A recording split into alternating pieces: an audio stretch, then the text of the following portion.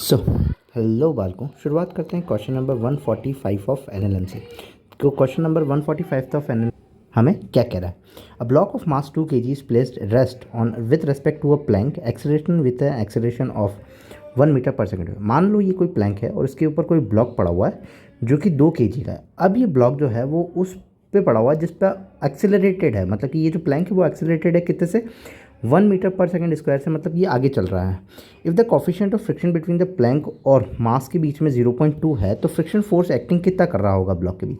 ठीक है, निकाल लेते हैं। नॉर्मल अगर एफ एस तुम निकालोगे तो वो किसके बराबर होगा? न्यू एस एन के बराबर होगा। न्यू एस जो होगा वो 0.2 होगा, एन तुम्हारा नॉर्मल होगा जो कि एम जी के बराबर होगा। यहाँ पे एम जी जो लग रहा होगा तो 20 लिख दोगे। 0.2 हटाया ये कितना है? 4 न्यूटन।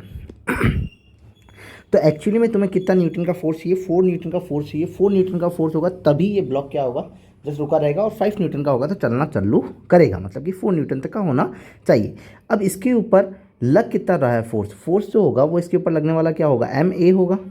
एम कितना है यहाँ पर? यहाँ पर अगर एम की बात करें तो मास कितना है? 2, और ए जो है वो कितना है? 1 है। तो ये कितना है? 2 न्यूटन है। अब लग कितना रहा है? 2 न्यूटन। चाहिए कितना? 4 न्यूटन चलाने की। अरे 2 न्यूटन लग रहा है तो क्या ये मूव करेगा? नहीं कर 2 न्यूटन लग रहा है तो क्या ये मूव कर पाएगा? नहीं मूव कर पाएगा। जहाँ है वहीं रहेगा।